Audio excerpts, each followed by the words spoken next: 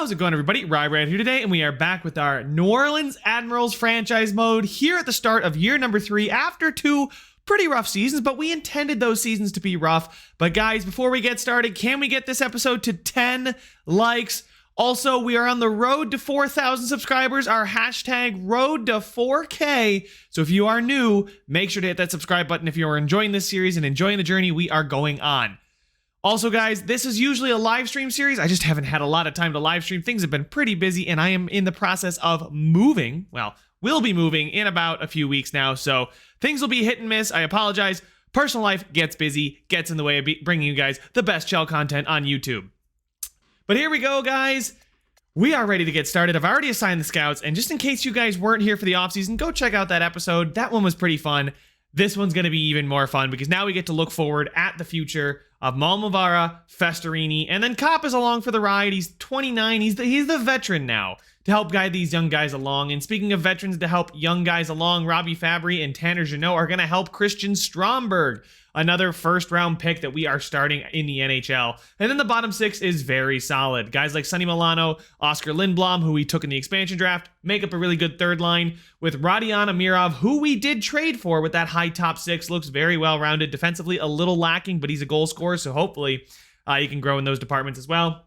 And then Warren Fogle, Zemgus Girgensons, and Kyle Oposo. We traded for Kyle Oposo just to kind of get some cap space back, and then ended up re-signing him to a one-year, $1.6 million deal just to give us that little bit of veteran grinder presence. I mean, he's really good defensively, right? So he can play wherever we need him to. And then defensively, we've still got Samuel Girard, who's one of the best defensemen in the NHL, with Ruslan Gonchar, another first-round pick. We had back-to-back first-round picks this year with Gonchar and Christian Stromberg here, 2023, and you can see 2023. So Stromberg was taken before Gonchar, but Gonchar is going to play on the first line there with Girard. He gets the +3, so an 81, not too bad.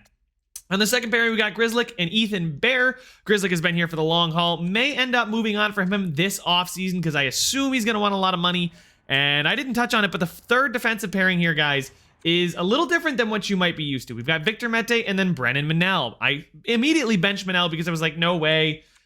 He's a 78. He's not good enough. But Gustav Svorling is not going to grow. He's a good offensive defenseman, but he gets us a -3 on that third pairing. Now, this coach might not be the one I have for the long haul, but he's at least the one I have now.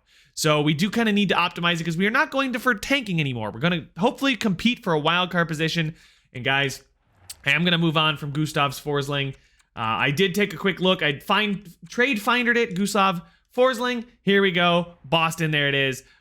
We get a second-round pick for him. I'm not planning on using him. He's an 81 overall. He's on the third pairing anyway. To get a second-round pick, I know it's next year, but to get a second-round pick, period, I can't say no to that deal. And we now have 34 million in cap space available, so we have plenty to go. Also, that is not the only thing we're going to be keeping an eye out for, guys. We are going to be keeping an eye out for the guys in the system. Is anybody down here? Panamarev, Lysell, Riley Tuft, Johansson, Person, are they going to start growing? Barker here as well. I believe Barker, yeah, we took him in the first round. Bryce McConnell Barker just hasn't looked as good as you would have hoped for a guy that we took in 2022. So this is his second season now. We're going into an offseason where he's going to need a contract. Same thing with Person here, who we drafted in the first round in 2022. These are 2 first-round picks here, guys, that just haven't really panned out for us. Barker and Person, hopefully they eventually do end up growing, but we will see. But players that we need to keep an eye on this season are Grzelcyk, Amirov, and that's really it in the NHL. Mete, Oposo, right? Like Mete's probably another guy that we can look out for. Grzelcyk and Mete, Amirov, we're probably going to bring him back. He's an RFA, right? He's too young to just let him walk. But Grzelcyk might just end up moving on from him at the deadline. No goalies really to worry about there. So Grzelcyk is a guy that, if it turns out we're on the cusp, I'm probably not going to get through the entire season. Going to get up to probably January 1st in this episode for you guys. And we can decide what we want to do with Grzelcyk. I think it might be best to trade him because he's probably got a lot of trade value, and I don't think we're going to win the cup this year. This season's more about growth and the future, so, you know, taking a look, Grzelcyk here's got a good amount of value. I mean, he could get even better. We can get some seconds, some thirds, a Jacob Silverberg, a Backlund, a Monahan. Like, we'll see. Othman, I don't know if that's how you say it. Ottman, maybe. We'll see closer towards the deadline where we're sitting. Get a guy like Erik Karlsson, maybe. I mean, we got 11 million. Why not go for it? Yanni Gourde, Ricard Raquel. We'll see here as I accidentally hit the A button instead of the B button. But let's go get the simulation underway. Wow, Sam Girard is ridiculously good. And I don't plan on trading him unless we need to really blow things up. But here we go, guys. Let's get the simulation underway. Scouts are assigned. Let's get up to the 1st of November. How are we doing in the preseason? Oh, boy. We are about 500. Still 500. Win, loss, win, loss, win, loss. And that's kind of the team I expect us to be. I don't expect us to be anything spectacular. I don't expect us to be pushing for the divisional lead, but I do expect us to be pushing for a wild card. Now, we may not end up not getting a wild card spot, but at least I want to see some good performances and some and growth and points out of our youngins. And right now, first 10 games, 7 points. That's okay. I'd like to see us get a little bit above 500% points percentage. So like 10 points in 9 games would have been nice. But as you guys can see, 10 points in 9 games would have put us right on the cusp there of the playoffs. So let's go ahead and go another month. Just see how things are going. It's way too early. We're not even 10 games into the season, and we can't really make conclusions just yet. And it's a bit weaker draft class, according to our scouts. Grzelcyk for Adam Henrique in 2 seconds. So this might be the kind of trade we look to take on some more cap space and use it as a weapon. Unfortunately, EA hasn't implemented anything like that, where teams with a lot of cap space take on really bad contracts, but also charge a pick in return. And there we go, a good streak here to close out the month, where we go on a 5-game winning streak, actually, excuse me. And we are now 22 points in 23 games. One more game against the Flames. It's December 1st, and we lose 4-0. So we are 9-11-4. Sam Girard has got 19 assists in 24 games, 20 points. And we are currently, how many points out of the playoffs? Quite a few, 3 points with no games in hand. So 3 points out of the playoffs right now. 2 points behind the Blackhawks, who are in 5th. So it's not the end of the world, right? Like, we're close, we're competitive. It's a very tight division. We're not near the top, but hey, a couple things can happen, and all of a sudden, maybe we start fighting for those playoff spots. But let's take a look at the player stats and see just how our guys are simulating. And Zachariah Festarini, the first ever draft pick for your New Orleans Admirals, taken 4th overall in 2021 when the franchise was founded, is the best player on the team right now. He's got, best forward, 19 points, 24 games played, so pretty close. He's doing well. He's shooting 12%, +8, not taking a lot of penalty minutes, which is good to see. Getting that 19 minutes a night, so that's good as well. Same thing with Mal Mavara with his 15 points in 24 games, 7 and 8 goals apiece, both +8. Kopp is doing well as well. So the whole first line is gelling, because we got Sniper in Festarini, and then power forward here in Mal Mavara. So seeing these guys both do pretty solidly well is what I wanted to see, especially considering they're getting so much ice time. The second line does leave a little bit to be desired, with Stromberg being a -6, Jeannot being a -8, and then Fabry being a -8. Not a lot of points from that second line. Christian Stromberg here in his rookie season, 8 points so far in 24 games played, so that's okay. He's probably on pace for about 30 points this season, probably about 15 goals, I'd say. Maybe 20 if he gets hot, right? He's only shooting 5.1%, but considering he's a two-way forward, I don't expect him to be a very good goal scorer. I'd like to see him a little bit better defensively, though. But Amirov on the third line has 7 goals. He's tied for second on the team in goals, and that is massive for a guy like Amirov. Yes, I know he's a -4, but he's only playing 12 minutes a night, right? And for him to be scoring 7 goals, that's great. To see him shooting 11% and taking all the shots he could be something for us in the near future. Robbie Fabry, like we mentioned, is not doing well. And then the fourth line, it's not great. But like I said, I'm not expecting great out of this fourth line. They're just guys to help play better defensively. And, well, I thought they would play a bit better defensively. Taking a look at the defenders, though, Grzelcyk continues to keep his trade value nice and high. Sam Girard, obviously, we know, has got 20 points. Ruslan Gonchar is a -2, but has 7 points and is getting all the ice time you could imagine. He's not taking a lot of penalty minutes. And for a two-way defender with a very good defensive category, I'd hope that is the case. 85 discipline is obviously helping that. Mete and Minel, they're doing okay. And Ethan Bear is even. So him and Grzelcyk seem to be a good duo. Girard and Gonchar are fine. And then in goal, Jake Ottinger with an absolutely woeful season after we have just paid a ridiculous amount to keep him around, $9.5 million. And then Vitek Vanecek is continuing to be a very, very solid backup goaltender for us, and I'm very happy with that. But like to see Ottinger get a little bit better. Maybe the team will turn it around here, and we'll just play some better defense. The kind of coach we have, though, could play into that as well. We have a generalist head coach who likes to play a physical style, who, you know, is probably not the guy I want to have sticking around on this franchise. I don't want to be playing a physical coach as is. He is an A-. He fits the style pretty well. He fits the team well, but I just don't think physical style is the way we want to play, especially with all the smaller skill I guess we have. But Festerini and Malmavara are not small guys. But anyway, let's go ahead and get up another month. Take a look at what Grzelcyk would want for a contract extension here. Shootout loss there. That's another point, though. A real loss. Another big loss. Backlund, a second and a third. So maybe I could squeeze a first out of Grzelcyk. I don't know. I think I'm better off getting players. You know, like a guy who's good enough to play in the third line right now with that medium top six, I feel like is perfect for Grzelcyk, right?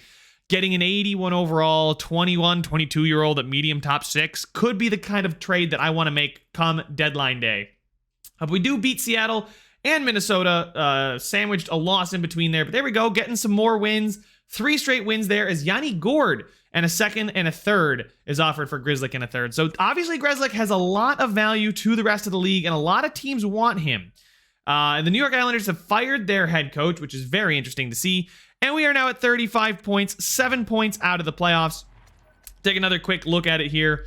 We are 2 points behind the Blackhawks, and then 5 points behind the Blues. So not too far behind the Blues, actually closer to the Blues. I got to change my perception here, because we're in 6th of 9 because we are the 33rd franchise in the NHL, meaning the top of the list here is not... it's not first, it's second. It's really weird. Hopefully we're good enough in the future where I don't have to be cognizant of that, but we are tied with the Stars and the Coyotes for pretty bad records. We could really bottom out here and get another top pick, also giving a chance for our young players to grow, sort of like what the Sabres are doing in real life, but hopefully we won't have as much ineptitude managerially as the Sabres do in real life. But if you guys aren't aware, the Sabres are just kind of playing their youngsters and seeing who pans out. Guys like Tage Thompson are getting ice time and are getting tons of confidence. And Thompson, Tuck, and Skinner is a top 10 line in expected goals. So, honestly, good to see that there. And hopefully we turn that into something good there. And then for the Admirals here, hopefully we can do something like that here. Something with Malmavara and Festerini and Kopp, right? We're now getting a +2 here. I'm not sure why. I think, were we always getting a +2 here? Maybe not, but good to see these guys doing well. Points-wise, not great plus-minus, but I'm going to pin a lot of that on Ottinger, because I don't think we've been as bad of a team as things indicate. Looking at the forwards, we're still a big old plus, though, when it comes to the top guys. Festerini still leading the way with Malmavara, right? Like, our 2 youngins are leading the way as far as points. Andrew Kopp is doing well as well. Amirov, a great season from the third line, and maybe it's time to move him up to that second line, and moving a guy like Stromberg down, who really does seem to be struggling. Fabry and Jeannot are doing okay. Fabry is another guy that's struggling. I signed him for 3 more years. He's good. It's not great. Lindblom on the third line is doing well, though, so we'll see. We'll have to see what we end up doing, but I think I would like to break up this second line. Jeannot, Fabry, Stromberg. Stromberg, I think, just needs to go down to that third line. I don't think he's quite ready for second line ice time yet. Defensively, Grzelcyk continuing to be good. Obviously, I don't need to speak about Girard. You guys know he's already elite. Victor Mete is good. Ruslan Gonchar doing well, up to an 82. He's up to an 82. Holy smokes! Yeah, let's take a look at some of this progress reports, because Ruslan Gonchar was an 78 to start the season. Taking a look at our progress reports. Modified, Malmavara is up to an 84 overall, and this is why you give them ice time. I believe, like, look at this, is all natural growth. His defensive awareness he's skyrocketing defensively. He's getting more physical because he's 19 playing the NHL. He's gonna grow. He's got a great shot already. His offensive awareness is up to a 91, and he's getting a little bit better with his puck skills. I'd like to see him get a little bit better with his passing, but you know, I can't ask for too much here. He seems to be a goal scorer. But he's up to an 84. Ruslan Gonchar up to an 82. Zachariah Festerini is kind of not growing as much as the other guys are. He is still growing a bit. But he's not growing quite like those guys are. Holy smokes. I'd like to see him get his accuracy. Like, his wrist shot accuracy is so close to just goated. If that jumps, even 8 points, he's going to be insane. But it doesn't look like he's growing very well at all. Hopefully, he's more of an offseason grower. But a guy like Mal Mavara jumping to an 84, being the first line center, and playing well at the same time. I mean, that's just exactly what you want to see. Jake Ottinger here. Awful season. Good God. He asked for money like that? God, get out of here, man. Anyway, Amirov here growing as well. Look at that statistical growth, or natural growth, not statistical growth, because that's what you want to see is the natural growth column here. Even though they probably should tune down the green to a darker green, especially if they're going to have the white background. Robbie Fabry, statistically, not doing great. So, and then where is he? Stromberg has not grown at all. He's medium elite. It probably is time to get him down to the third line, honestly. And then in the in the system, we've got goalies jumping out the wazoo here with 3 medium elite goaltenders all growing well. Eric Robinson, fine. Lou Noonan, though, naturally growing in pretty much every category a little bit, not phenomenally, but he is medium bottom 6, so I can't expect too much out of him. Lars Johansson here is growing. That's good to see. He's up to a 64, but again, is he ever going to make it? A guy like Vasily Ponomarev is a guy that maybe I'll look to call up to the NHL. He is growing, and he looks very solid, very well-rounded. Bryce McConnell-Barker also looking pretty good. He's up to a 69, which I don't think he was before the season. I think he is getting better. Everybody down here is looking pretty solid. Nobody really screams, call me up from that list of players. But I'm very ecstatic to see Mal Mavara up to an 84 and then Ruslan Gonchar up to an 82 overall. He's now a legit NHL defenseman, and he could play pretty much anywhere, but now he's getting the +3s and 85. And then we'll probably flip-flop Amirov and Stromberg, because Amirov has deserved the extra ice time for sure. For him to put up as many points as he has. Jeannot down here actually would get a bonus if we moved him down, but I don't want to move Jeannot down. He's medium top 6. He's 84. He's pretty solid. We're going to keep giving Festerini and Mal Mavara the ice time that they're getting, because obviously Mal Mavara I am excited about. I think he might be the guy to watch out for as this franchise moves forward.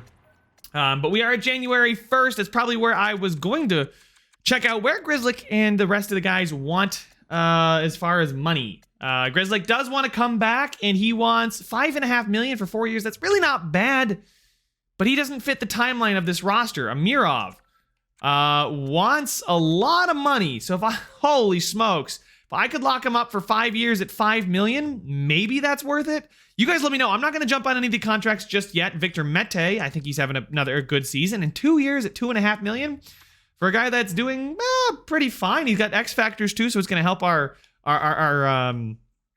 chemistry. So we'll see about that. Obviously, the fourth liners, they want to come back, but I think Grzelcyk would be better suited if we move on from him. I don't know if his value goes up offering that contract, right? Like, does he lose value because he's on that 1 year deal? But if he's got the extension, does he keep that value, or does that value go up a bit? You guys let me know if you've done any testing like that. This is the first time I've ever had a team where I've really torn it down and then tanked and then had an asset this good that I could move on from on an expiring deal. So you guys let me know what your thoughts are down in the comment section. I love reading your comments, and I respond to pretty much everybody. So if you want to ask me a question or give me advice with this franchise mode, that would be much appreciated. Hopefully we can get back to streaming this series as well. Twitch link is in the description. But guys, that is all the time I have for this one. Make sure to leave a like if you enjoyed it. Subscribe if you want to see some more, and I will see you guys in the next one. This a free for all before we fall. This a free for all before we fall. Took some L's, but I guess you can't win them all.